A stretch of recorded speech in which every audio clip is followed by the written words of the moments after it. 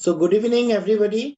Myself, Dr. Swaraj Bhattacharya, General Secretary, EIZOC, and greetings from the EIZOC Secretary.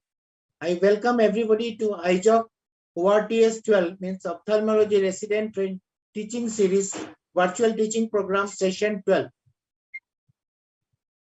You know, we had our mentor, sir, Dr. Ajit Babu Machi, Chief Coordinator, BNR Subudhi, sir, Chairman, Scientific Committee, Dr. Shobhoshachi Patnaik, and our coordinator, ORTS, Dr. Ashoka Nanda, and coordinator, ORTS, Dr. Anurag Mishra. Today, probably we are missing our president, Dr. B.N. Gupta, sir. Today is a very special day as we had our speaker, none other than Dr. Shirisha Senthil. She is the head Glaucoma Service, LBPI, Hyderabad. And the topic is very important for general practitioner, for all other ophthalmologists, is OCT and UBM in glaucoma. And we had our moderator, none other than Dr. Aninda Anuradha. And we had a series of panelists, including Dr. Sharmishta Behera, Dr. Siraj Ali, Dr. Richa Gupta, and Dr. Harshita Dabran. And we have Dr. Niranjan and Dr. Shreya Chakrabarti and Dr. Chitrangada, Dr. B. Pravina, Dr. P. Niharika, Dr. Pradeep Kumar, Dr. Sunanda, Dr. Pravalika as the discussant. And we'll have the over to our coordinator, Chief Coordinator, Dr. BNR Subudhi, sir, to continue with the program. As if our president is there, President, sir, I could not see him. He will join late. Yeah, he will join late. Yeah. I think over to you, sir, for continuation of the program. Over to Dr. Sabir Patnaik. A great program you are continuing so that our academics are well maintained, and this we have been stimulated, all of us, with your hard work, and we like to see you in our limelight of AIVs very soon. All the best to you and our Sabhasachi, sir. Over Thank to you. Dr. BNR. Thank you, Dr. Swaraj, the most dynamic secretary of EIZOC. I welcome you all to this program. This is the 12th series program of the series ORTS. So I know people have started liking this program throughout the EIZOC zones and also outside. Today I got a call from Bharti madam from Jharkhand, and she asked me why our residents of Jharkhand are not being included in this program. So I said, yes, madam, from next program onwards, I will request you to send the name of your resident and postgraduate so that we can include them. So this is the response that now we are getting from different places. So with this little welcome address, I hand over it to Professor BNR Subudhi, our Chief Coordinator, to conduct this program, and I welcome Dr. Ajit Babu Maji, who is taking so much of interest in conducting this program. Thank you, sir. Thank you very much. Thank you, Dr. Patnaik. Let me share my screen.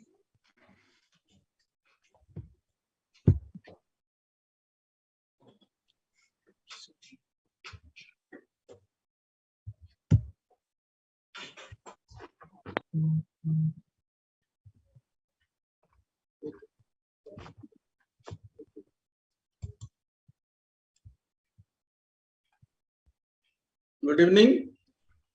Once again, I will call to our program. That's EIZOC ORTS series 12 number. After listening to a dynamic lecture by our friend, none other than Dr. Anil Mandal last fortnight, and concerning glaucoma, we move on to next topic, the OCT UBM in glaucoma, by none other than, again, another expert from the LBPI Eye Institute, Hyderabad, Dr. Shirisha Senthil. As our friend Dr. Swaraj Bhattacharya and Dr. Samisha Patel already told, our aim is to educate our residents, not only from the EIZOC states, also initially it was in the Odisha platform, and now it has become a broader platform in the EIZOC platform. And as she has told that, Dr. Patnaik has told that it's gaining larger interest. People from other institutes other than the EIZOC states, they have also started joining in this program. I hope we impart good education to our postgraduate students in the various topics of Puri St. Arjun. So today's mentor, Dr. Ajit Babu Maji, is always with us. And this is the EIZOC team supporting our ORTS programs since last 3 to 4 months. Dr. B.N. Gupta, our president, EIZOC, and Dr. Secretary, Dr. Swaraj Bhattacharya. And these are my coordinator, Dr. Ashok Nanda and Anurag Mishra. Today's speaker, none other Dr. Sirisha Senthil. And she is a well-known glaucoma consultant in our country, abroad too. She is at present head of the glaucoma service at LBP Hyderabad. She is highly accomplished ophthalmologist with over 22 years of experience in the field of glaucoma. She holds an MS degree in ophthalmology from Arvind Eye Hospital, Madurai, and FRCS in ophthalmology from Edinburgh.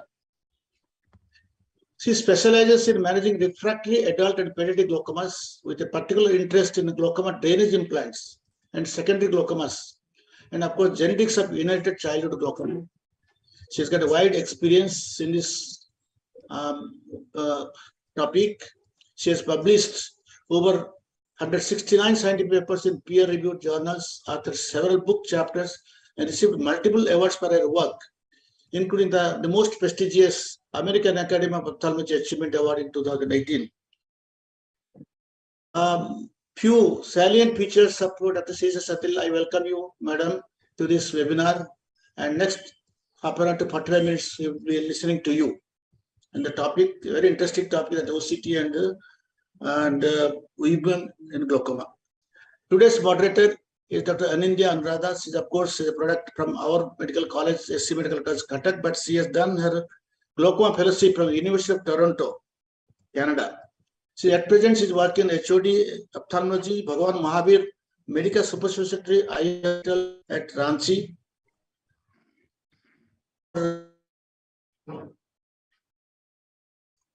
Himsar Kurla and Dr. Siraj Ali. He is a glaucoma consultant, Matri Prerna Eye Hospital, Kokar, Ranchi, and Dr. Richa Gupta, glaucoma consultant from Netram Eye Care, New Delhi. She is the daughter of our president, Dr. B.N. Gupta. She is always in any glaucoma program. She is always with us. Welcome, Dr. Richa. Dr. Harshita Debrol, she is presently working as associate consultant at Bhagwan Mahavir, but now she will be joining Doon Medical College, Dehradun. So these are our panelists today, and of course from various medical colleges of our country, Dr. Niranjan from SC Medical College, Dr. Shreya Chakraborty from MKC Medical College, Dr. Chitrangada, Hind Institute of Medical Science, Lucknow, Dr. Praveena and Dr. P. Niharika from KMC Warangal, Dr. Pradeep Kumar from Assam Medical College, Dibrugarh, Dr. R. Sunanda from Bhimsar Burla, and Dr. Prabharika from KIMS Bhubaneswar. So all these postgraduate students will be now participating in this program. And I welcome all the panelists, moderators, and discussants to this program, and also the viewers. Without them, these programs are not successful. So with these few words, I pass on the mic to Dr. Ajit Babu to say a few words before we start the program. It's over to Dr. Ajit Babu. Thank you, BNR. Actually, this will be the last lecture on diagnostics of glaucoma. Before we proceed to the individual forms of glaucoma, actually last fortnight ago, Sirisha was out of country, so we have switched actually. Dr. Mandal has given the overview of congenital glaucoma, and today she will be covering mostly UBM and OCT, which will be very, very useful instruments in diagnosis and evaluation and follow-up of glaucoma diseases. After these lectures, we will go to the individual forms of glaucomas in further series of lectures. Maybe 4 or 5 lectures will be following this. And without wasting much time, now I request Dr. Sirisha, you can share your slides and then proceed. And I expect the postgraduates to actively involve in the discussion, and they should be available on video as well as their audios whenever they want to ask the questions. Dr. Sirisha. Thank you so much, seniors and Dr. Ajit Babu for this invitation. So I think this is a very important initiative, and this possibly will help us to reach more people who may not have access. This is a very good initiative. And let's start with the ultrasound biomicroscopy. So OCT, I think I will discuss once I finish this. So I've tried to make it as basic as possible to make sure that people understand, and with a lot of examples, so that when you have a clinical scenario, it helps us to understand why we use these investigations. So ultrasound biomicroscopy is a high frequency ultrasound machine which is a non-invasive technique, which is used to image the structural details of the anterior segment. So just before going into those details, when we have to image the back of the eye or the front of the eye using an optical means, which is the OCT, it actually requires a clear surface or clear structures through which it can pass through. Light passes through the optically clear structures. For example, it's cornea, lens, and then it reaches the back of the eye. Whereas the structures that are opaque, that is iris and behind the area of the ciliary body, all these areas, wherever there is opaque media where the light cannot pass through, ultrasound actually helps to image. So this is the two basic difference that we need to understand. Ultrasound can pass through the structures that are opaque as well. So this includes the structures of the posterior cornea, the iris, lens, angle, as well as the area of the ciliary body. It is extremely useful in children with cloudy corneas as well as complex glaucomas that we deal with. There are two types of transducer probes that we use. One is the 35 megahertz and the other one is the 50 megahertz. Although earlier devices used to have different frequency probes that were available, but now what we have is 35 and 50. 50 is not easily available. 35 is available in most of the places. So the higher the frequency, the resolution may be better, but what we need to understand is the field become very narrow. So we have to have a combination between the two. So penetration is also depends upon what is the frequency of the probe that we see. Higher the frequency, like I said, there will be lesser penetration, but there will be greater resolution of the superficial planes. So clinically, we use ultrasound both for quantitative assessment as well as qualitative assessment. When I say quantitative, you look at the structural measurements as well as the angle measurements, which is most often used as a research tool to look at the amount of opening of the angle, what is the relationship between the cornea and the iris in the peripheral angle area, all of these. Qualitative analysis is used in all structures, most conditions that we usually deal with, patients with glaucoma. Whenever you have a condition where you're not able to visualize in areas where you have a corneal opacity, if there is a conjunctival mass, or if there's a problem with the sclera, and so many other situations where you will not be able to visualize the area, the peripheral iris as well as the ciliary body area. So normally we make the patient either sit or in a lying down position. A topical anesthetic is applied, and this can be done even in children under topical anesthesia. Once the palpebral fissure is opened up, we either can use a probe with the help of a water bath, or you have a water bath that can be placed in the eye, which is made of silicone, filled with fluid, and a transducer can be kept on the top so that you try to get the images. So I will show you a short video that can help you to understand. The transducer should be oriented so that the scanning beam strikes the target perpendicularly to maximize the detection of reflected signals. So these are the things that you require. You need a transducer probe. You have a fluid that is required, a topical anesthetic, as well as the coupling, the agent, which is the fluid, as well as the cup that is there, which is the water bath. So this water bath, if you see, it has a narrow entry as well as a broad mouth. The narrower one is placed in such a way that there are no air bubbles, and plus the fluid that we pour inside this cup doesn't leak out and go. So the upper part portion is wide to allow the transducer to sit on top of it. This is a short video that will help you to understand how it is being done. So ask the patient to lie down, put a drop of topical anesthetic, place this cup in such a way that it's a silicone cup, it won't hurt the eye. Place it in such a way that it actually fits, and then you fill it up with sterile saline solution. And once you do that, you should be able to use the transducer, which is vibrating, to place it. So it's not touching the cornea, it is actually vibrating in the fluid, but that allows you to get the images that are there at the back.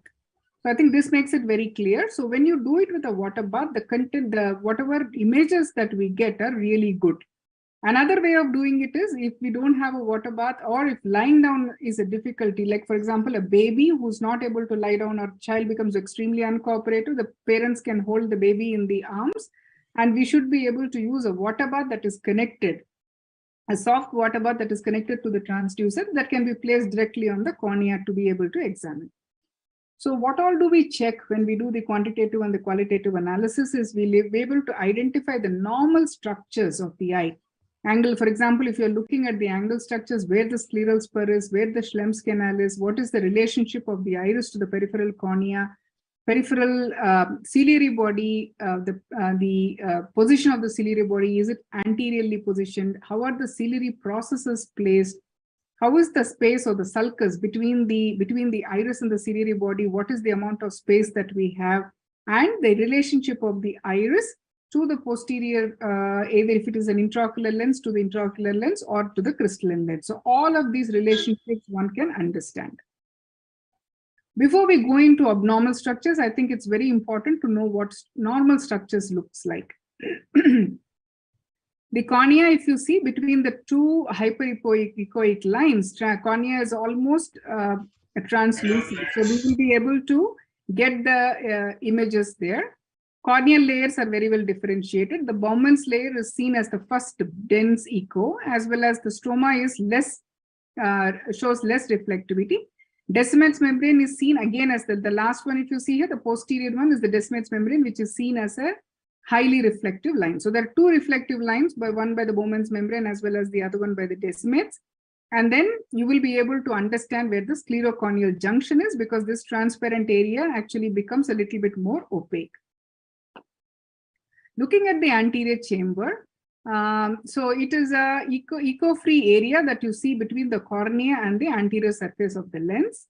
It also helps you to understand the depth of the anterior chamber. Normal depth of the anterior chamber is between 2.5 to 3 millimeters. Let's say AC is very deep, or in a certain eyes with angle closure, you see that the anterior chamber is shallow. You want to look at several other relationship between the lens, iris, as well as the cornea. All of this can be measured with the help of UBM. So iris is seen usually as a flat uniform area, but sometimes you see a convexity as well as a concavity depending upon the condition. I will show you some of those examples as we go by. And the edge of the iris, if you see, the root of the iris is actually connected to the area of the ciliary body. In situations where, like this is an example of an eye which is microspirophakic, you see the equatorial edge of the lens can be very clearly visualized on a UBM, and you see elongated zonules that are present on both the sides. The lens is spherical, anteroposterior diameter is increased, and you see extensive vaulting of the anterior surface of the lens. So this patient, this situation is that of a spirophakia, where equatorial diameter is increased and anteroposterior diameter is equatorial diameter is decreased and anteroposterior diameter of the lens is increased. Looking at certain indications in glaucoma, it helps you to study the angle. That is what we just told. It helps to understand the configuration of the iris ciliary body and the processes that are present behind. These structures can also be seen in the presence of an opaque media. So the clinical features that we can look at, let's say this is an example of a patient with plateau iris syndrome, where you have a very anteriorly placed ciliary process that is pushing the peripheral iris forward, and you see there is a peripheral anterior synechia that is developed here. So when there is an irido-corneal contact, that tells you that there is a synechia in this area. So that helps you to understand the relationship between the peripheral iris and the cornea. So in situations where their iris is being pushed, but then you know that there is a bumpy appearance even on gonioscopy, for you to understand whether this is there is actually any other, is there a posterior pushing mechanism, which is either a ciliary body cyst or tumor, or is there anything else that is there for you to understand? And UBM again clearly tells you. So this is a example of a ciliary body cyst, which is actually pushing the peripheral iris forward, causing angle closure. Sometimes we also see this 360 degree. So a couple of examples. So this was a patient post complicated cataract surgery who presented to us with very high intraocular pressure on multiple medications. Patient had a uniform shallowing of anterior chamber, both centrally as well as peripherally. Clinically itself, and in the presence of a patent peripheral iridectomy, and a diagnosis of malignant glaucoma was made.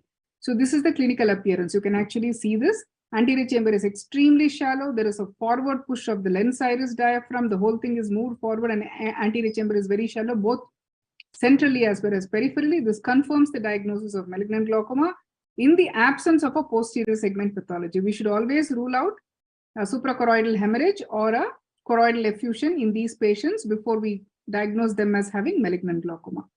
Can anybody tell me, is there any other feature in this anterior segment photograph that can tell us that this is malignant glaucoma? Of course, the shallowing of anterior chamber is there. All the other features are anyway there. UBM is very clearly visible. But is there any other finding that can actually give us a clue that this is likely to be malignant glaucoma? Dr. Niranjan? Dr. Niranjan? Corneal edema? Corneal edema will be there because the IOP is high and there is an iridocorneal contact. I can give you a clue. What is this that you see here? Is my arrow visible?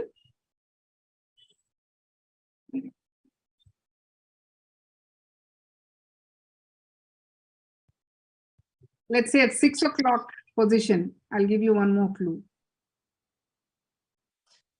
Dr. Sirisa, can we guess? Yeah, what is please. It looks like, you know, they have done certain like cataract surgery, and maybe the haptic is behind us, you know, it's in the sulcus, it's not in the back. All right, so that's a very, very important finding. So this patient actually had an in the bag IOL, but yes, you can see the haptic that is pushing through the iris.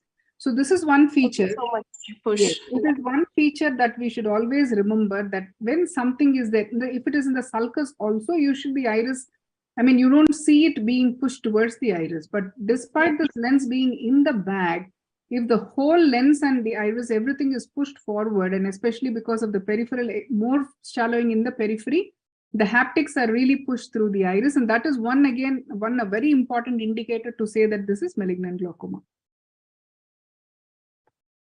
And this patient, of course, will be treated in a different way. So let us not go into the treatment part of it, but the diagnosis is very, very important. So clinically, we can make a diagnosis, but also it's important for us to document there is nothing else that is pushing from the back, as well as the posterior segment is within normal limits.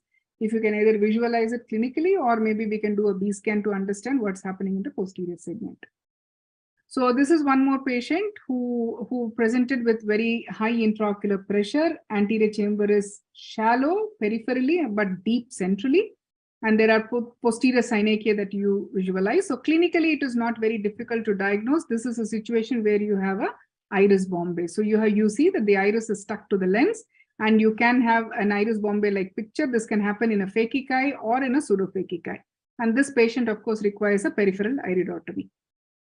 So this is one again, the pattern of the iris architecture in the center as well as the periphery becomes very important to visualize. You see that normally the iris is plano, the surface is plano, it is straight, but sometimes if it is an angle closure like the patient that we saw with microspirophakia, a large lens or an angle closure eye like plateau iris or a primary angle closure also, you see that the iris is pushed forward because of the very short eyes, as well as the lens, the peripheral ciliary body, which is anteriorly placed, and the narrow angles that are present. But here in this situation, you have a reverse picture where there is a posterior bowing of the iris, very typically seen in pigment dispersion syndrome. This again helps us to understand the more the contact between the iris and the lens and the peripheral zonules especially, these patients are more likely to have a lot of pigment dispersion and high intraocular pressure. Identifying this situation by ultrasound biomicroscopy helps us to possibly decide on doing a peripheral iridotomy in this patient, where the contact between the iris and the zonules will be relieved by relieving the reverse pupillary block that they can have. This is one again very interesting case. In a pseudophakic eye, this patient was actually aphakic, had a complicated cataract surgery, and one of the retinal surgeons had done a glued intraocular lens. So absolutely well done surgery, no issues. You can see the proline haptics that you can see on both the sides. You also can actually see the peripheral transillumination defects, which are corresponding to the optic margin, right? So this patient was referred to me by the retina surgeon that the pressures were going high, and despite what you do, the pressures were absolutely not getting controlled. So when I did the examination, both eyes of this patient was pseudophakic. One eye had a very deep anterior chamber, the other eye had a anterior chamber which was of normal depth. Of course, it's understandable that when you have a glued IOL, which is possibly placed in the area of the sulcus, so slightly posterior, maybe they will have a little bit deeper anterior chamber, and this patient must have undergone a vitrectomy. So whatever all these explanations that we can give, but when we did a UBM, you realize that the anterior chamber was extremely deep, and there was a just like in a pigment dispersion syndrome, you see that there is a concave structure of the iris, and this was kind of rubbing on the anterior surface of the lens. So this again is a reverse pupillary block, and after undergoing the laser peripheral iridotomy, you see that the iris has moved backwards and the contact of the iris to the intraocular lens is separated, and now the pigment dispersion had decreased and the intraocular pressures were very well controlled. So this concept of reverse pupillary block is not uncommon, but it's very difficult to identify because people always expect, like when you have angles, so when you say a pupillary block, it has to be angle closure. So not necessarily so. You can have a wide open angle but still have a pupillary block. That pupillary block is usually a reverse pupillary block. After a scleral buccal, there was one situation where the patient presented with very high intraocular pressure and shallow anterior chamber. This is again not uncommon to see supraciliary effusion and a ciliary body thickening in these patients, where you can have shallowing of the anterior chamber. Whenever there is a shallow anterior chamber and angle closure, especially post-surgically, we always have to think of the situation that is happening behind the ciliary body before we embark on doing a PI. So every shallow anterior chamber not necessarily is a pupillary block. Possibly there is something else that is happening. We need to rule that out before we do a PI. Not just in high pressures, in situations with low pressures also it is very useful. This was one such patient who had very low intraocular pressure following one of the newer laser procedures that was done elsewhere. This patient presented with chronic hypotony. You can see the choroidal folds there on the cornea, very shallow anterior chamber, and this patient had a dense cataract as well. So the fundus was not possible to visualize. And so this patient, if you see, not just the fact that there is some amount of peripheral CD was also there, but the ciliary body had extensively atrophied. This tells you that post-laser, there was a lot of damage to the ciliary body area, and hence there was hyposecretion, because of which this patient actually had a low intraocular pressure. So even in the presence of high intraocular pressures, we will be able to understand if there are any situation that is actually trying to cause a post-anterior push of the iris and the ciliary body. So this was a patient who had the ciliary body tumor that was actually pushing the iris as well as the ciliary body area forward and causing an angle closure. This patient had to undergo surgery, enucleation with an implant, because the diagnosis that was made clinically as well as with the help of ultrasound biomicroscopy was medulloepithelioma. Another such case, this was actually referred to me, a young patient who was pseudophakic in one eye, had oculodermal melanocytosis, underwent a trap that failed. When he came to us, he had closed angles in one eye, so unilateral angle closure and oculodermal melanocytosis, and this patient also had some new vessels on the iris. So the suspicion was that he had a ciliary body tumor. So this was the B scan as well as ultrasound biomicroscopy that you can see. B scan also showed choroidal thickening, and this patient UBM showed a very hypertrophied ciliary body as well as the iris. So this patient underwent a biopsy and there was no melanoma that was detected. So we have to be careful, especially in situations like that. We all know that when you have melanocytosis, they are open angles, but they can be excess pigmentation, but it's extremely unlikely that somebody with a situation like that actually presents with an angle closure. If you have an angle closure, always have to rule out if there is a malignant transformation of this benign condition. So we also will be able to visualize in the presence of a shallow anterior chamber and the patient is not responding to conventional treatment, we need to understand something else that is happening. So supraciliary effusion again is very important to diagnose. So this is the area of the ciliary body. This is the choroid. So suprachoroidal fluid which is there, but is also reaching anteriorly almost into the supraciliary space. So remember that when there is a CD, generally there is low intraocular pressure. But if the fluid reaches to the anterior part, that is above the area of the ciliary body, often the pressures can actually shoot up because once it reaches above the ciliary body, there is a forward shift of lens iris diaphragm along with the ciliary body. And hence the peripheral iris as well as the ciliary body moving forward, that can actually cause a direct angle closure and elevation in intraocular pressure. That is typically what happens in drug-induced angle closure. So this was a patient with topiramate is a drug that we all know that can cause drug-induced angle closure, very shallow anterior chamber, high intraocular pressures, supraciliary effusion, bilateral angle closure of short duration, myopic shift in refraction. These are things that one needs to remember. But before you rule out a primary angle closure versus a secondary angle closure, UBM is extremely helpful to rule out the presence or absence of supraciliary fluid. So in these patients, it's important because in a primary angle closure, EAC-DPI is necessary, whereas in a patient with secondary angle closure, secondary to drug-induced angle closure, PI is actually contraindicated. So this is one another example where this patient had a not just had some amount of fluid in the supraciliary, in the suprachoroidal space. That means a very shallow choroidal detachment. This patient also had the same thing which was extended onto the anterior surface, but if it is not too much into the supraciliary area, they can actually present with hypotony, and treatment would be to put the patient on intensive topical steroids and cycloplegics.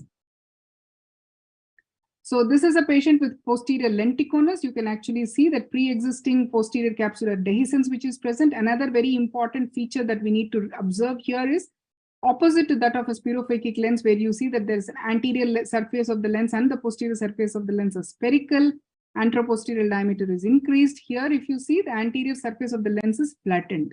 So this is one condition where your rhexis never runs, even in a young patient when you operate. But what is most important is to understand that there is a posterior capsular dehiscence which is pre-existing. So while doing a cataract surgery in this patient, we need to be very, very careful.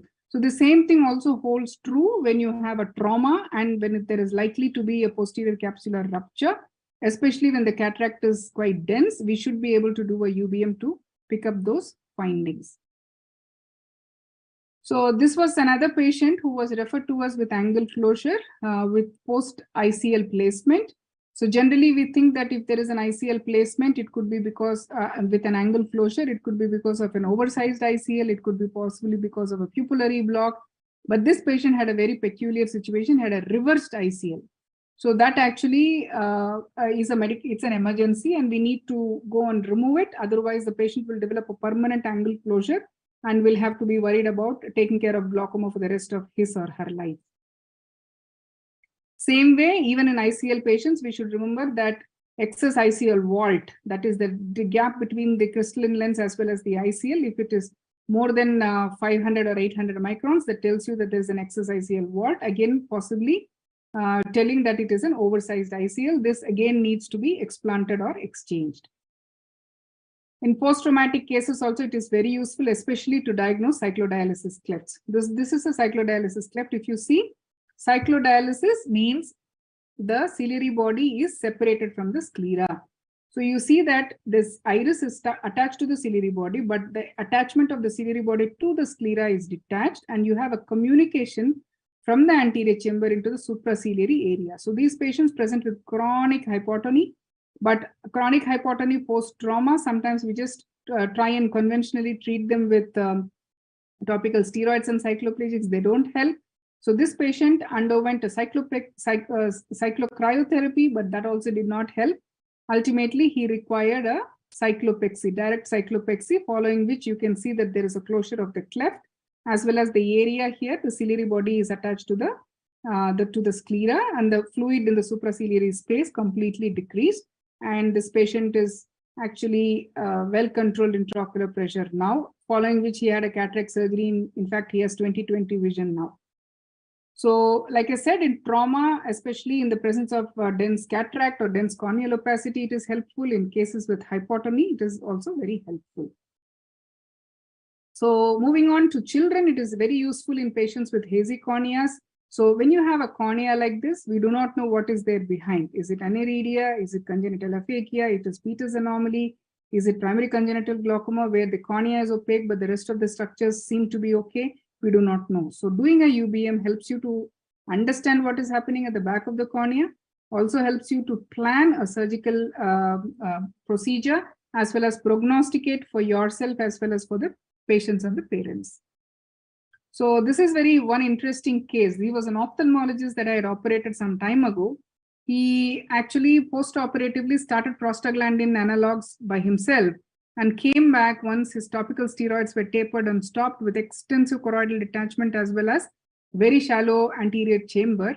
And his UBM showed there was not just a peripheral choroidal detachment, but you could actually see membranes there. He had inflammatory membranes in the supraciliary area, in the suprachoroidal area, and that he required intensive topical and oral steroids, and then he completely recovered after that. So post-operatively, we should be very, very careful that in the early post-operative period, PG analogs can precipitate the choroidal effusion, and that could be inflammatory in nature. So this was yet another child that was actually referred as retinoblastoma, and this child had a white pupillary reflex. But what this baby actually had is a iris that was stuck to this membrane, and you can see the lens which was clear at the back, and there was nothing there behind the ciliary body or the iris. So this child did not have an intraocular tumor, but what this child had is a membrane with a pupillary block that had actually caused a secondary glaucoma, and it was not a primary congenital glaucoma. So it helps you to understand, and also all this child needs will be a pupilloplasty, as against multiple other things that one might be thinking of if the diagnosis is not appropriate. This is another case of congenital aphakia where this child had pearly corneas. You see that hazy and pearly corneas, but this is not congenital glaucoma because the child is comfortably able to look at the light. So when we did the B scan, you see there is no lens echo there. And in the UBM, you can see that the cornea is there, small iris stump is there, but you don't see the lens reflex. So this is congenital aphakia. This is one patient with congenital aniridia. You see that there is no iris tissue here, but the posterior decimates is stuck to the anterior surface of the lens. So this not just is aniridia, but because the decimates is detached, we also know that even with the glaucoma surgery, the child had congenital glaucoma as well.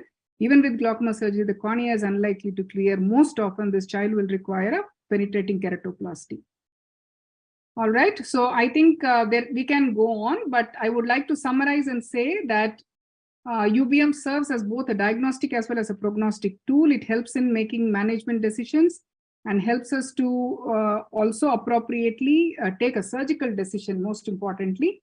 Both not just in adults, but also in children. And it is very, very valuable, especially in the presence of opacity of the cornea. And if you want to understand what's happening with the structures behind the iris, as well as in the area of the ciliary body. Thank you.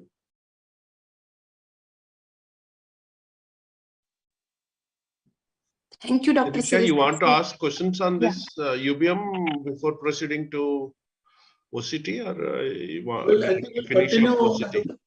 We'll continue. We'll finish up the OCT, then we'll discuss. Yeah, whatever suits is fine. I think we'll please proceed. Yeah. With the OCT. Okay. So before going to the OCT, I just wanted to touch upon what other imaging devices that we have as far as glaucoma is concerned. We have anterior segment imaging devices that are the anterior segment optical coherence tomogram, the UBM. We just discussed about UBM. For the posterior segment, OCT is the most commonly used one. Earlier, we also used to have HRT, which is scanning laser ophthalmoscope, and also we had the GDX. GDX also was one other imaging device that we used to use several years ago, but both HRT and GDX are not in clinical use now, and OCT is the one that has replaced everything else. So these are how the printouts looks like. Most of the GDX as well as the OCT printouts are almost similar. And the HRT, this is the HRT printout, which is slightly different.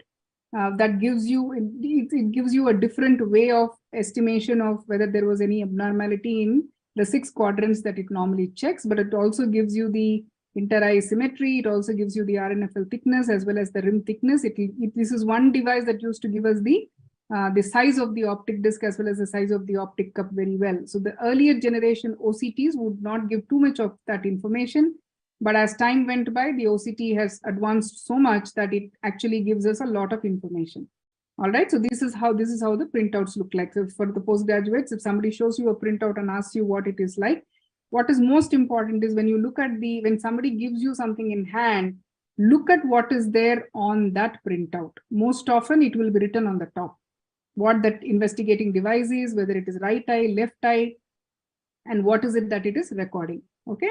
So that will give you a clue rather than, even if you haven't seen it, if you're seeing it for the first time, you will still be able to make out what it is.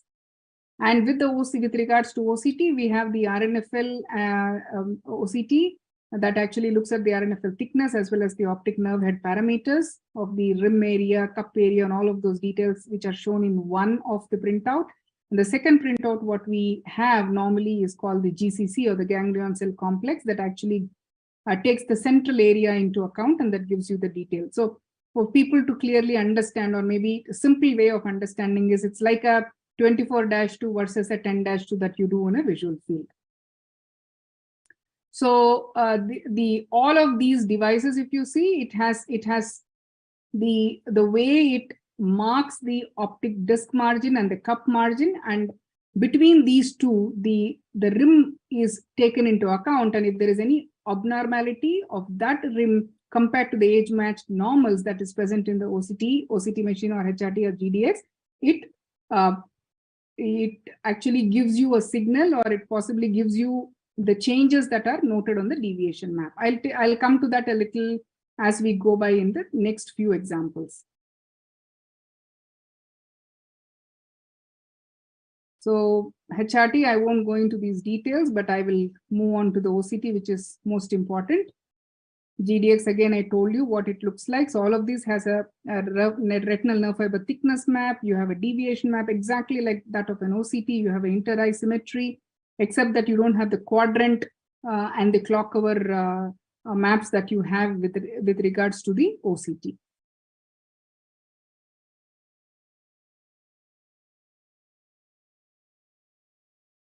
So let's come to the OCT. There's several OCT devices, optical coherence tomograms, that we have. I think it has become a part and parcel of every ophthalmologist's clinic, be it a retina specialist, be it an anterior segment specialist, be it a glaucoma specialist, whoever it is, because there are a lot of utility as far as the OCT is concerned.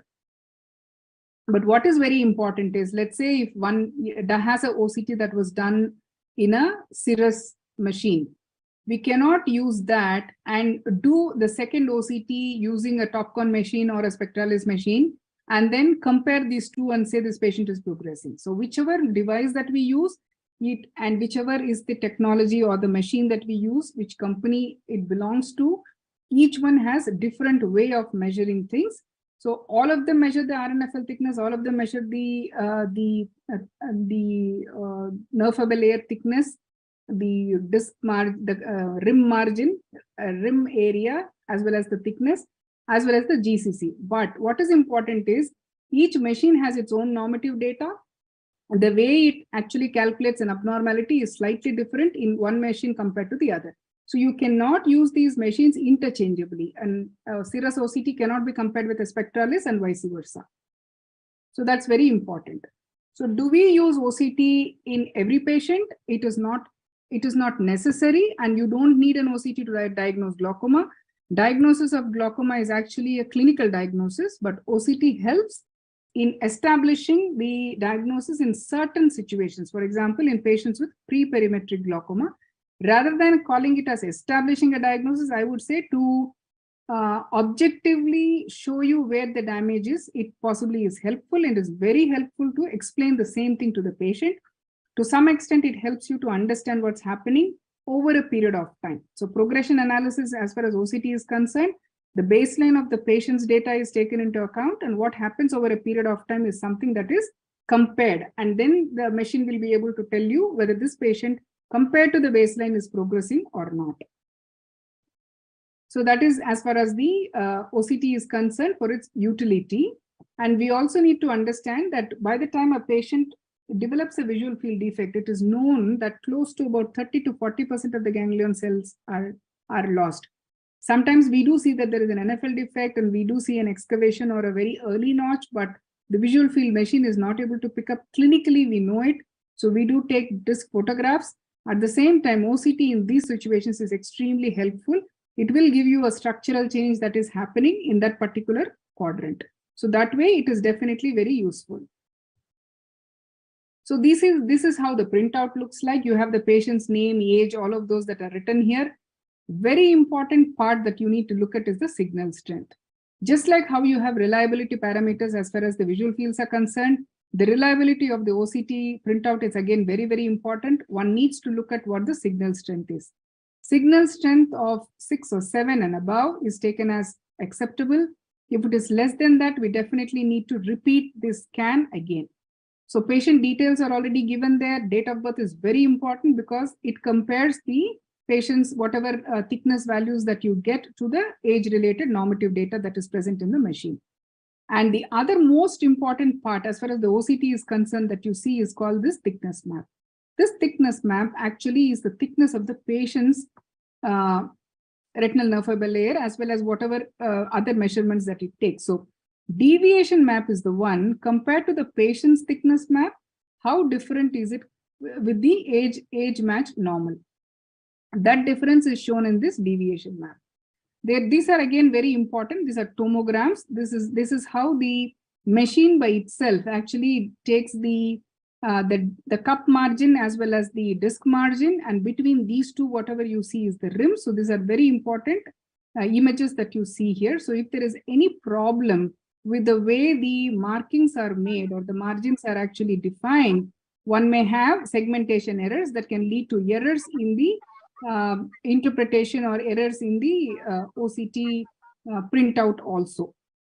The central one is a summary table that gives you the disc area. If you see the ones that are in gray, if they are in gray, it means that they are actually cannot be compared. And that is very important. So if you hear the rim area, you cannot say somebody's rim area is abnormal or somebody's disc area is abnormal, because you know that disc area is a very variable physiological parameter that can vary from 1.4 millimeter square to almost 4.5 millimeter square. So you can't say, for example, if somebody is 6 foot tall, we can't say that that person is abnormal compared to somebody who is 5 foot, right? So that is possibly normal for that patient. So that is the reason why you don't say somebody's disc area is abnormal. But what is very important is looking at this, you will know whether this is a small disc or a medium disc or a large disc. It also gives you the CD ratio as well as vertical, average CD ratio as well as the vertical CD ratio and the cup volume. What is important is in glaucoma, we know that it's a disease, is an asymmetrical disease. You can have inter-eye asymmetry. So the right and the left eye are shown. One is in a continuous line, the other one is a dotted line. As long as this falls within this green hump here, double hump pattern, it is normal. If it goes outside it, whether it is going into the red area, it says it's abnormal. Going into the white area, it says it's abnormally thick. Again, when somebody says abnormally thick, there could be something that is not okay there. It also gives you 4 quadrants, and then it also gives you the clock hour maps. Okay, so that is very important. Like I just mentioned, signal strength is important. RNFL thickness actually increases with signal strength. You see this? This is a beautiful picture that shows you the RNFL thickness map in the left eye, which shows you a nice NFL defect in the inferior quadrant. Corresponding to that, you can see in the deviation map, there is a red area that you see in the inferior location. But even if this red area is not something that it had clearly given, or sometimes it gives you a diffuse red area, it's very, very difficult to understand what is significant and what is not significant. Most importantly, you look at this thickness map that actually gives you a lot of information.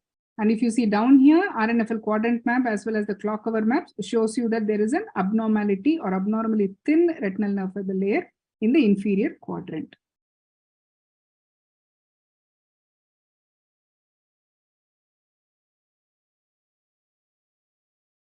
Okay, so we will, yeah. So this is the regional thickness of the retinal nerve fiber layer. There is a 3.4 millimeter circle that is present around the optic disc, and this is where actually the retinal nerve fiber layer thickness is taken. So this, let's say this circle is kind of cut in the middle and then it is straightened out. That is what gives you a T-SNET map that tells you how the thickness of the retinal nerve fiber layer is in the temporal, superior, nasal, and inferior area, TSNIT. And if you have a large optic disc or if you have a small optic disc, the RNFL thickness that it actually detects can be variable. So let's say if you have a small optic disc, because the circle is away from the optic disc margin, it actually measures a thinner retinal nerve fiber layer, as what is seen in patients with small disc. On the other hand, if you have a large disc, because we know the retinal nerve fiber layer thickness is thickest closer to the optic disc. In a large disc, because the disc margin is very close to that calculation circle, it actually falsely measures a thicker RNFL in these patients. So again, it's very, very important when something interprets as thick or thin, take all of these factors into consideration before you call this something as abnormal or normal.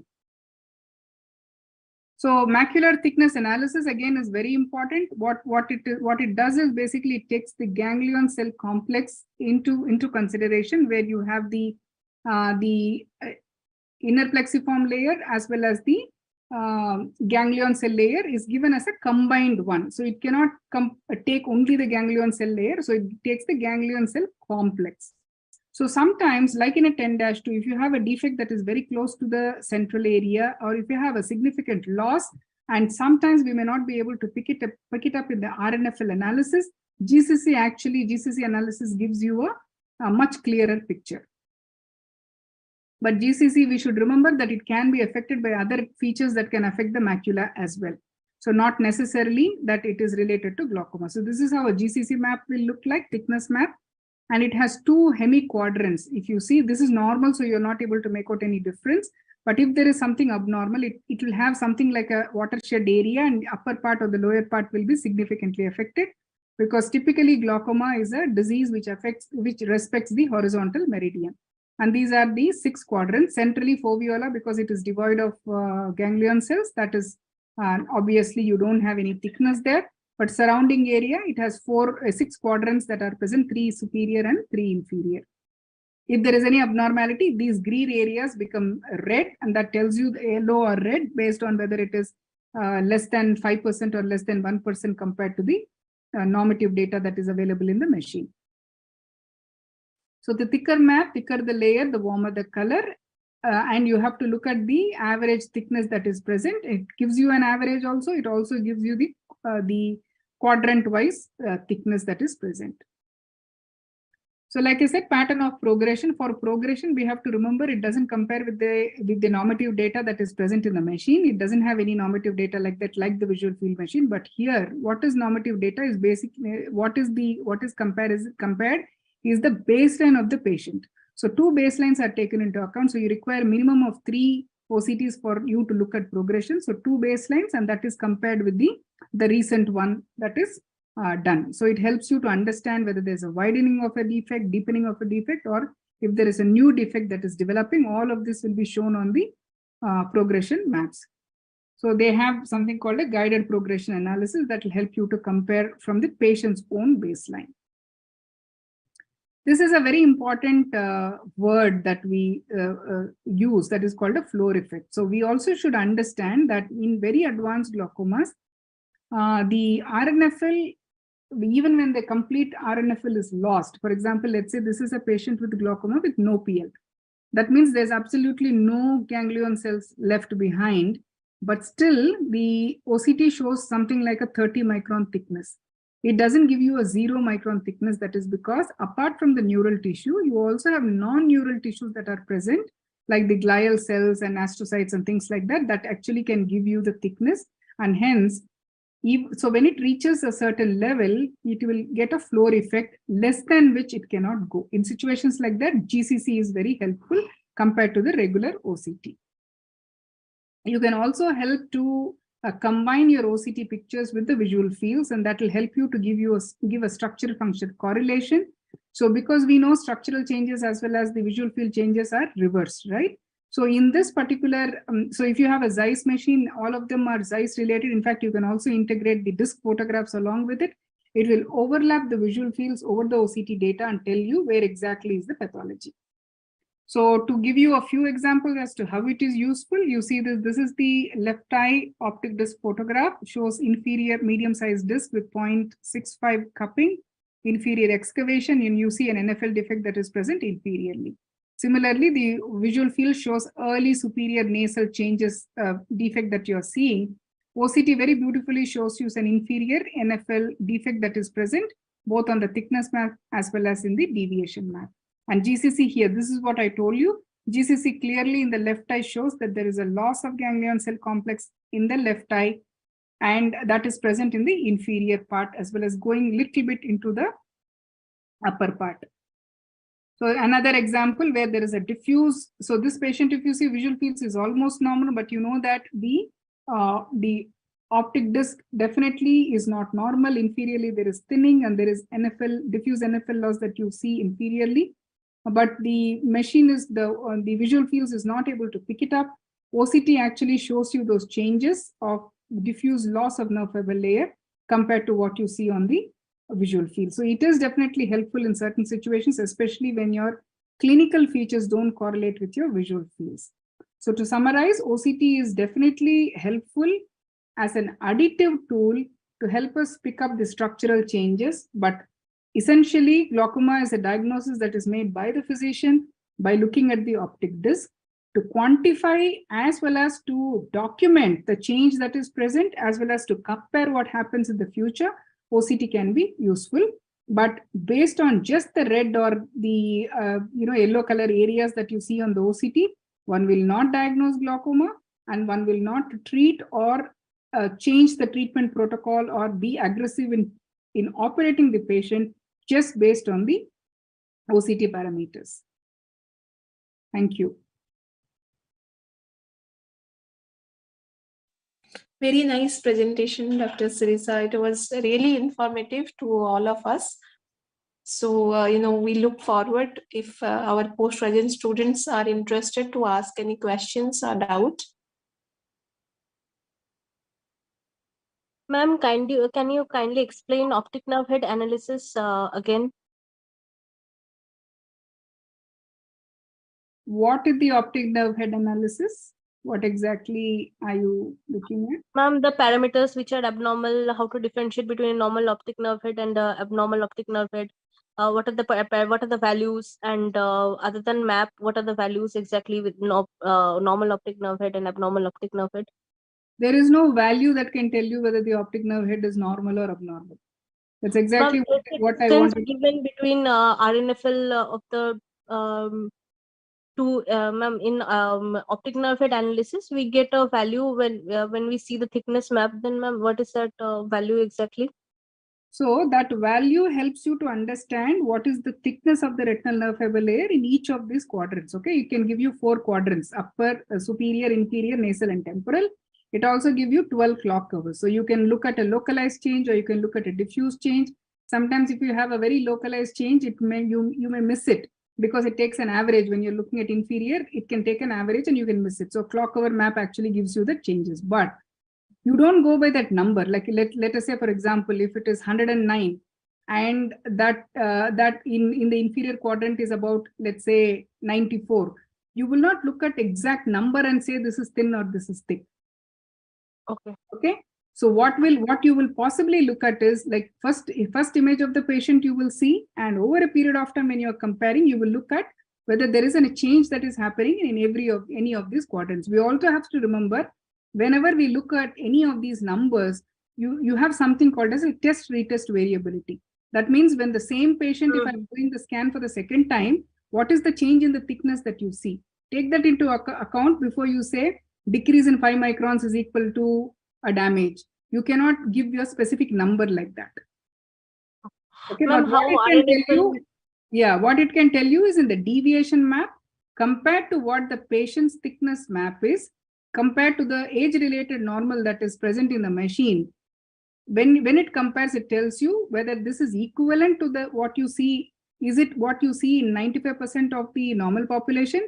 Or is it seen less than 1% of the normal population? Is it seen in less than 5% of the normal population? That's all it can tell you. But it's up to you to diagnose what is normal and what is abnormal, based on what correlates with the patient's picture. Okay, ma'am. Thank you, ma'am. Thank you, Dr. Sirisa. So this is a question for our postgraduates, because Dr. Sirisa already explained regarding plateau iris while presenting UBM. So how do you differentiate plateau iris syndrome and plateau iris configuration? This is a question during your postgraduate examination or oral examination also. So anybody can volunteer.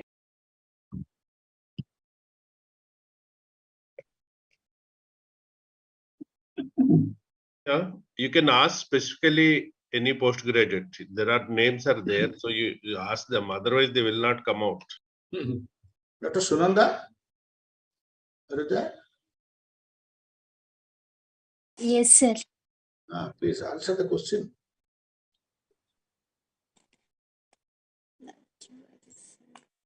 Please keep your videos on so that we can see who is speaking.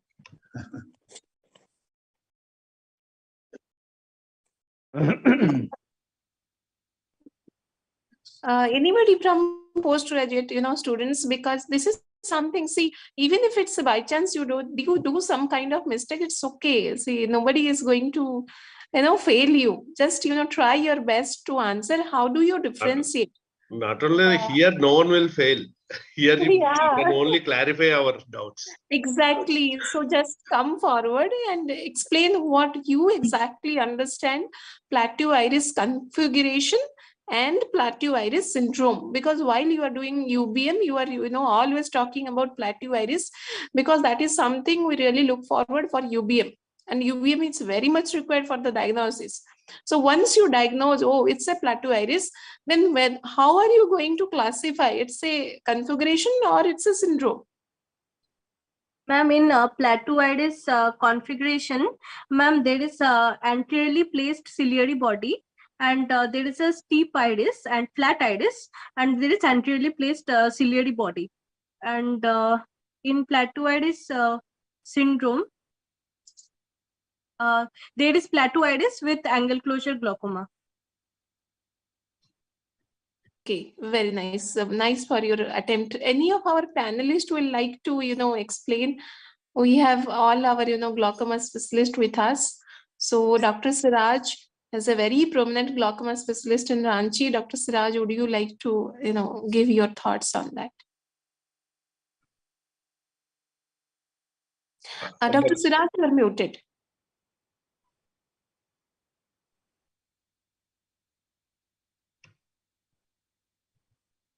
Dr. Siraj.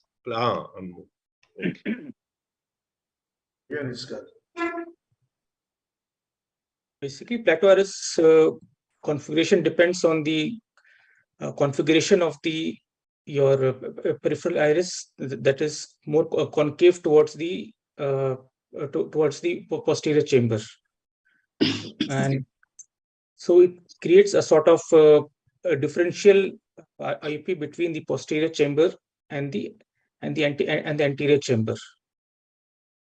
And syndrome is that when it associated with associated features like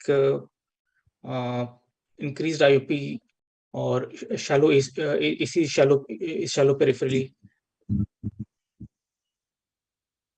So I just want to ask Sirisha ma'am, how often you use this PI for this reverse pupillary block? So how often it is, like I showed you some Should be- conditions in this, whether it is the reverse pupillary block in a plateau iris in the pigment dispersion syndrome that we typically see, or those with a glued eye intraocular lens that I showed an example, or with an ICL that we see, they are rare. But what is important is this is extremely rare, but when you see it, it is easy to miss because of the absence of angle closure per se when you do a gonioscopy. So normally we do a PI only when there is angle closure, right? But we have to understand that even in the absence of angle closure, you can still have a pupillary block, which is possibly when you have a very deep anterior chamber. So anything that is not normal, I think should it should stimulate us to think what is abnormal. So too deep is not good, too shallow is not good, especially when both the eyes are pseudophakic, it should be similar. So reverse pupillary block is not uncommon, but having said that, if you ask me how often do I see it, at least because we are in a tertiary eye care center, a lot of referrals come in with complicated cases, at least 1 or 2 in a month I see. Yeah. Dr. Anandya, I would like to add a point here for the benefit of postgraduates. Yeah, sure. Actually, plateau iris syndrome is a persistently narrow angle in spite of a patent iridotomy. So that's an important point. PGs, please take a note of that. Ma'am, I just wanted to ask you, how often do you do UBM in a clinically evident case like angle recession and probably a pseudophakic pupillary block? Do you do UBM in all the cases? No, Richa, we don't do that regularly in all cases. So clinically, if it is quite evident, you don't do it. Like for example, it's not required, yeah. UEAT pupillary block, you don't have to. But in situations where they are intraocular lens related and things like that, where you're not very sure, then we should do it. Even if it is clinically visible, it's possible that we are missing. For example, lens is there, pseudophakic eye in post-cataract surgery, uncomplicated cataract surgery now comes with pigment dispersion. You know that there is pigment dispersion. You know there's possibly lens in the sulcus, but you want to understand whether one haptic is in the sulcus with the other one in the bag, or whether both the haptics are in the sulcus, what is happening, what is the relationship in situations like that, where clinically we can make a diagnosis, but I think the nuances and the finer points we will be able to make out only when we do a UBM. A point about plateau iris configuration and syndrome, just a word that yes, I agree that post-PI occludable angle, we call it as plateau iris configuration, but in the presence of plateau iris configuration, if one has elevated intraocular pressure, then it is called as a plateau iris syndrome. And even in that, you can have an incomplete and complete, where incomplete is when you dilate. Let's say it's a plateau iris syndrome, but when you dilate, you can have elevation in intraocular pressure. That is complete plateau iris syndrome. If you do not have elevation in intraocular pressure, despite having a very narrow angle and post-PI occludable angle, then you can call it as an incomplete plateau iris. So not to confuse the postgraduates too much, but to understand that plateau iris configuration alone, you don't have to worry so much. But in the presence of an elevated intraocular pressure, possibly pilocarpine is very useful.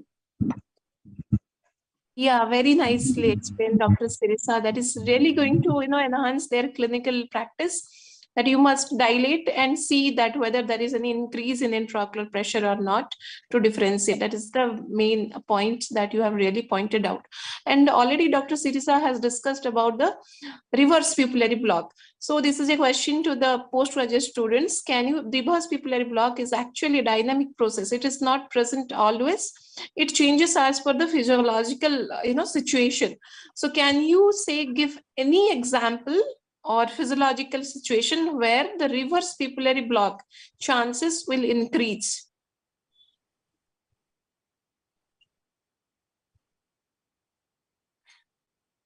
Subudhi sir, will you please help me to find out someone, postgraduate, to catch, sure. catch somebody wrong person? Yeah, I'm subsidized. Dr. Angelica is there also. Dr. Angelica, can you answer? Yeah, sure. Dr. Angelica, Dr. Niranjan is there. Dr. Niranjan, are you there? Please come with the video.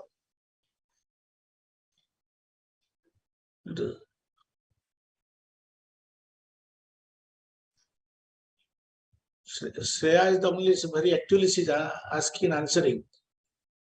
Yeah. Niranjan. Yeah, Dr. Niranjan, will you please, explain any situation that you can think of? If that will happen, then in that case, reverse pupillary block chances will increase. Already Sirisha has presented Yeah. so many examples actually. Yes. So, our panelists can discuss about that so that our postgraduates can understand how the reverse pupillary block is actually a dynamic process and how it changes. It's not present always. So for the same patient also, the IOP can be normal. The same patient also, there can be a spike because of the reverse pupillary block. So I request our panelists to discuss further.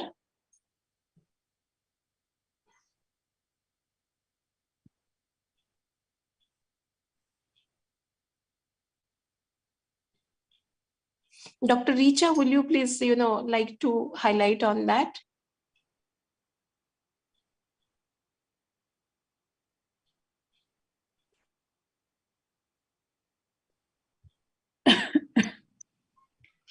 She's not there, I think. Oh, I see. Maybe she's disconnected. Dr. Harshita Dabral, will you like to, share your views when, you look forward that there could be an increase reverse pupillary block? Yeah, hello. It was a fantastic presentation by Sirisha ma'am. I want to thank her for such an informative session, first of all.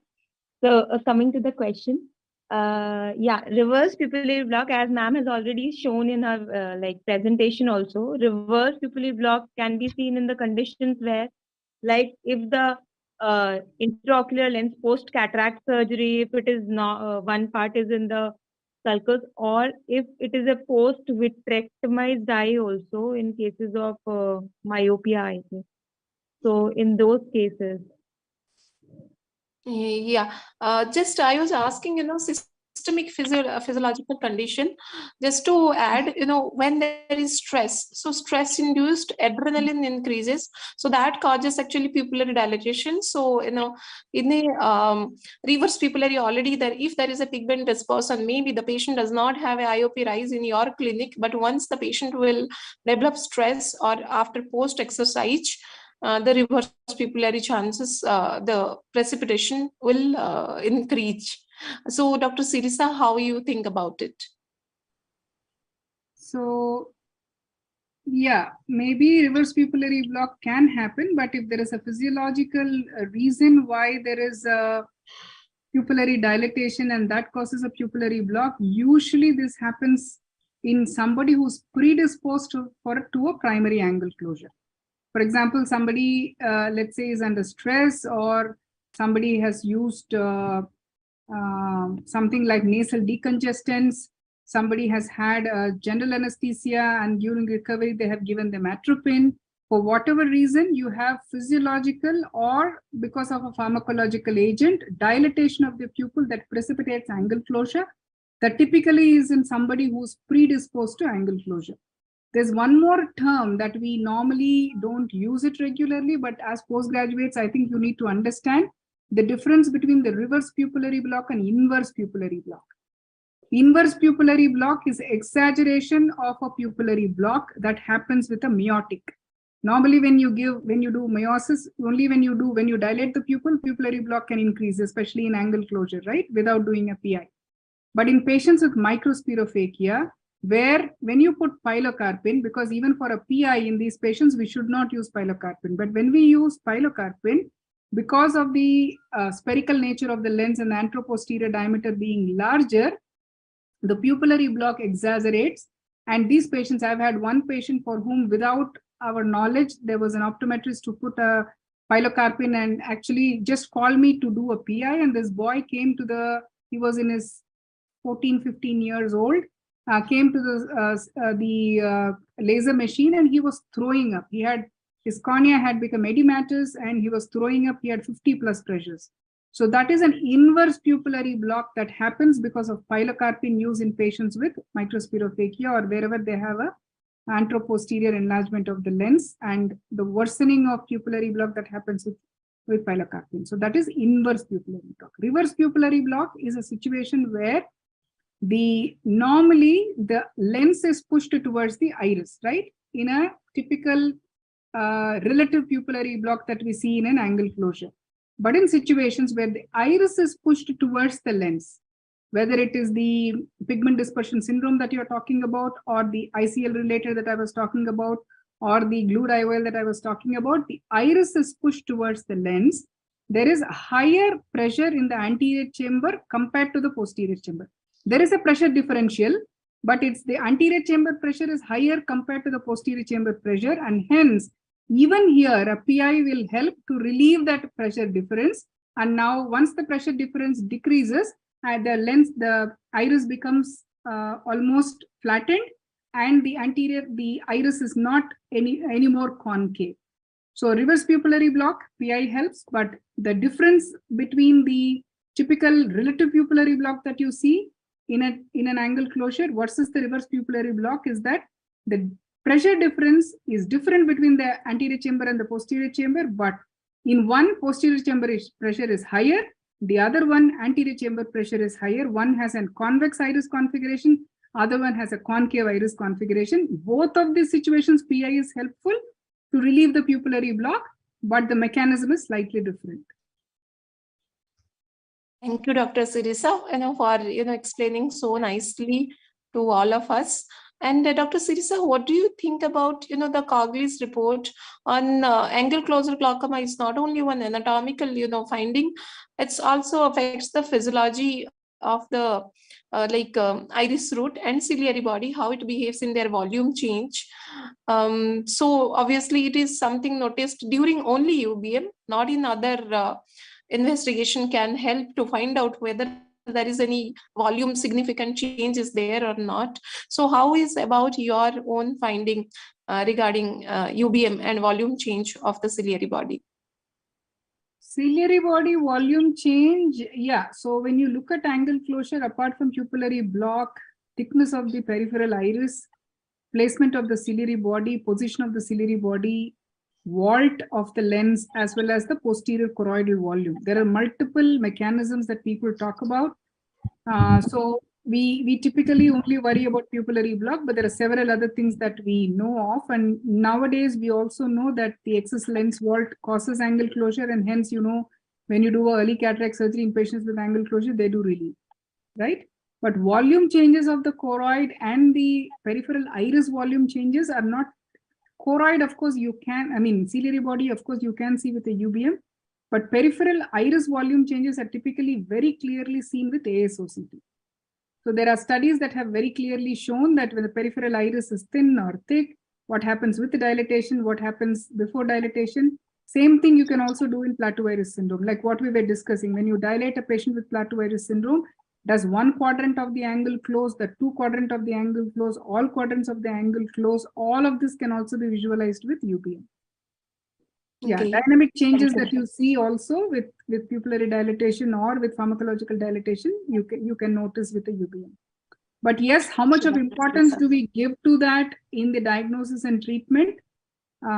It's not easy. It's not possibly available for several people. I would say gonioscopy is the best instrument that you have in your hand, which you will be able to most often tell what the problem is. Many times we actually do an investigation to confirm, but clinically we will be able to make it out with a gonioscopy. Ma'am, I have a question. Ma'am, I have a question. Yeah. Ma'am, how there is RNFL change in myopia also, high myopia also, and there is RNFL change in glaucoma. So how in OCT we can differentiate the RNFL changes in myopia and in glaucoma? How we can say that the RNFL changes are due to myopia and or it's due to glaucoma? So Shreya, you should come to LV Prasad. Yeah, so there are a lot of things that you cannot explain here. Yeah, so when you have NFL, that's why I said if you have an RNFL thinning, every RNFL thinning not necessarily is pathological. In a myopic eye, so remember one thing, OCT is a structural test. What does the structural test do? It will take an OCT of a person and then it goes and compares it with completely normal structural normative data that is available there.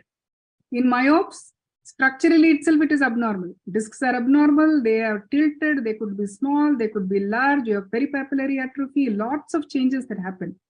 In a patient who's, even if there is no glaucoma, structurally if things are not normal, and you go and compare that with the normative data that is there in the OCT machine, it will tell it is abnormal.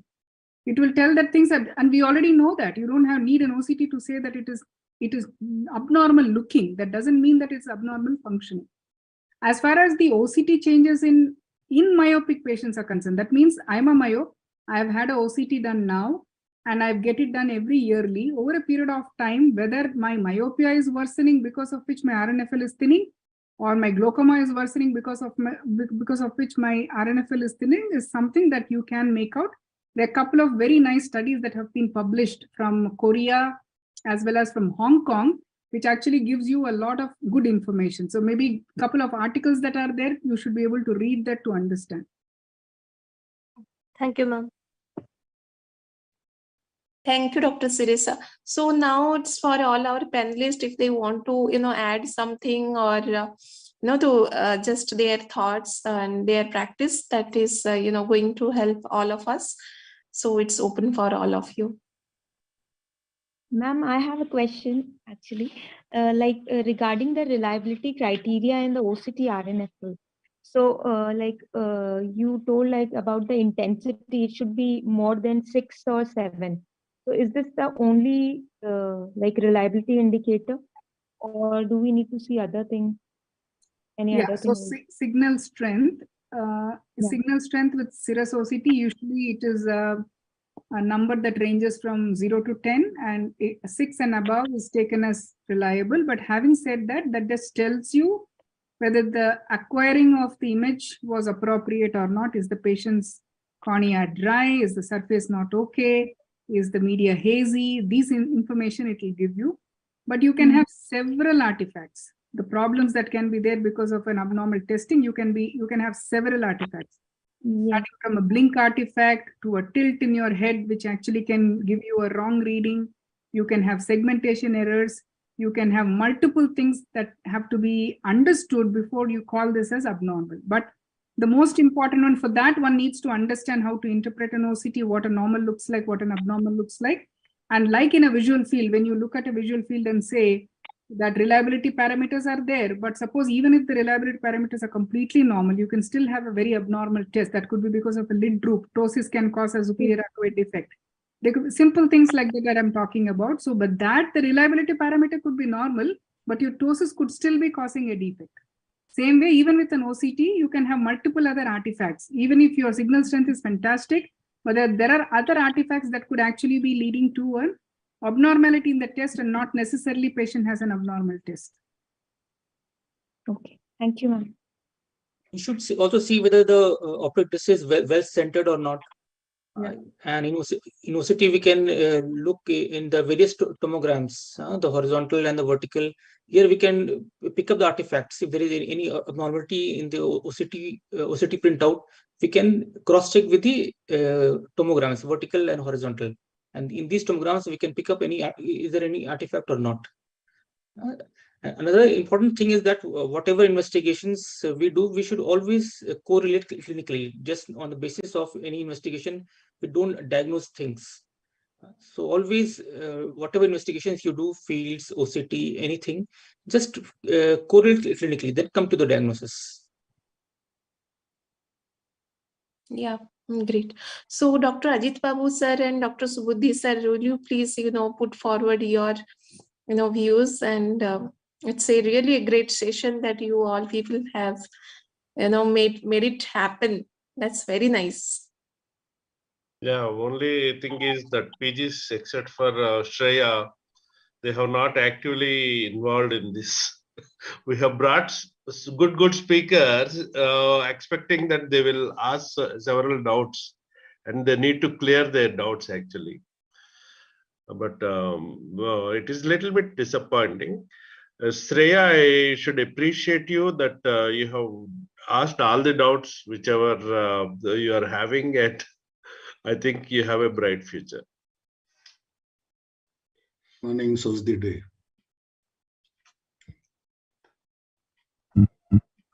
Dr. Sudhi, sir, over to you, sir.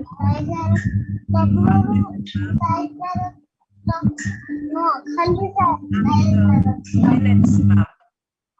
She has posted it in the chat.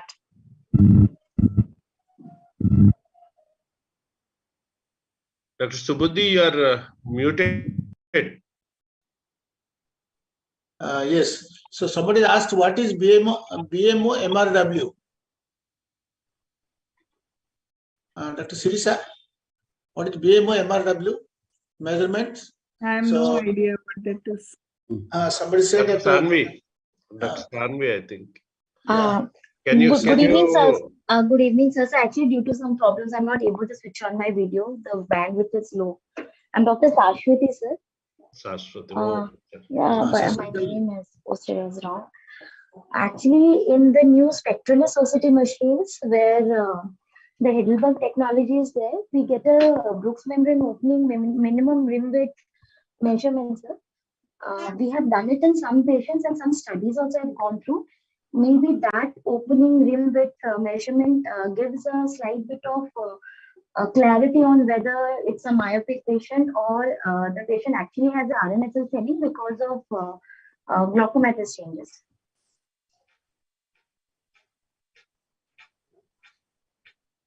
Okay, good to share with all of us. So definitely, that's a new thing that, all our postgraduates and all of us should, come across. Anybody wants any question, discussions? We continue. Sir, excuse me, sir. I just wanted to ask one question to Sirisha ma'am. Ma'am, are you using UBM for doing quantitative calculations? We can use UBM for qualitative measurements, but just as in OCT, we get the ASOCT findings. Like when we get the ASOCT findings, we get the measurements, the AOD width and ATISA calculations, angle to angle width, everything. So do you actually measure UBM measurements also? They're not reliable, because when we try to measure the UBM measurements, you actually have to locate the sterile spur by yourself. In ASOCT, the machine does it for you, it calculates everything for you. But in UBM, it doesn't happen that way. So actually, are you in practice, are you doing it, measuring the angle parameters, or does it help actually? Yeah, so that's an important question. We don't do it, but what we used to, the earlier machine, the paradigm machine that we had, earlier ones, that with a better resolution probe, 50 megahertz probe, used to give us very good images of the angle and all the other measurements that were done, because the previous studies before the ASOCT was in vogue, it was only the UBM studies that have actually looked at the angle measurements and things like that and published. But nowadays, with the paradigm machine is not, it's out or not there in the market anymore. And what we had also, it was an old one, and there's absolutely no survey. So that thing is completely closed down.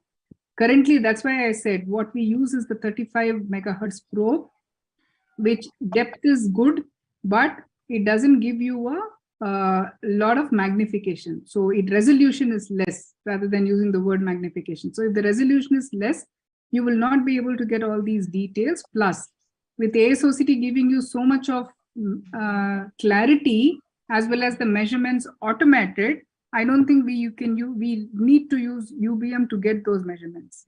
So then the results will not be actually comparable, is that correct? Definitely not. Definitely not. In the beginning itself, I said, even with, let's say, even with OCT, with one machine to the other, you cannot compare. You cannot compare the ASOCT with UBM. Okay. Thank you, ma'am. Thank you. Ma'am, I had a question. Can you hear me? Yeah. So while you're using OCT, if a patient is less than 18 years of age with a suspicious disc, would you still go ahead and do an OCT as a baseline, or do you wait for the child to grow up a little bit more? Yeah, so that's very important, and possibly that's one thing that I did not cover when I was talking about OCT. The normative data that is available in the machine is 18 years and above. So if we need to do an OCT for a child who is younger than 17 years or less, then the OCT doesn't have a normative data to compare and tell you whether there is any deviation from the normal. That means the deviation maps, nothing will be populated. Okay, but what we can definitely do is when you take the thickness maps, like the examples that I showed where there are RNFL defects that are present and the patient's own RNFL thickness, that we can take. So you cannot compare with the age-matched normals, but you can definitely get a baseline, not necessarily to say what happens over a period of time. We can actually look at measurements quadrant-wise and see, but more importantly, to document the structural changes. So it helps to document it at that point in time. And yes, it helps you to compare over a period of time with that patient's measurements alone. But you cannot compare it with the normative data. Okay, Shreya, are you still there? Dr. Shreya? Yes, ma'am. Yes, ma'am. Can you think of one more use of OCT post GFS, post glaucoma filtration surgery? Ma'am, I can't hear you, ma'am. Can you think of a use of OCT in a post-TRAP patient? Post-trabeculectomy patient. Yeah. Ma'am, we can see the progression of RNFL changes after the glaucoma surgery, ma'am. A little anterior. Anterior. And you need to specify whether it's EIZOC or. Yeah, can you look at the lab? Nowadays there are lots of studies on, the structural changes of which can be done very well with AS-OCT, anterior segment OCT. Would you like to comment?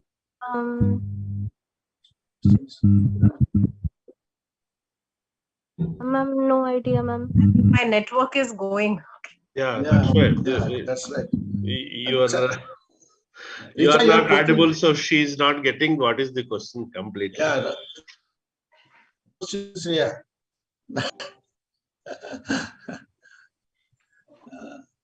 So I think let us sum up. Am I right? Sure, sir. Yeah, we are just on time. Everything fine. So we can. Yeah. Thank you. Thanks so much. I think before we offer the vote of thanks, I will ask Nima ji. Nima, your video, please. Nima ji.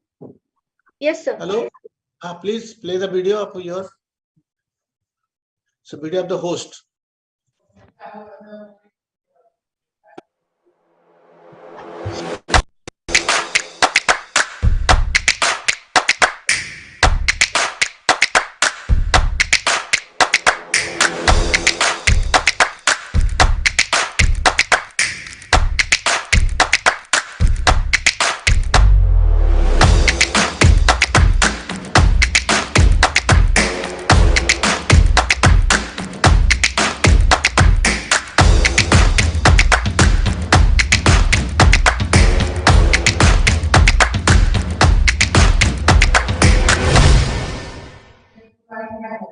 Thank you.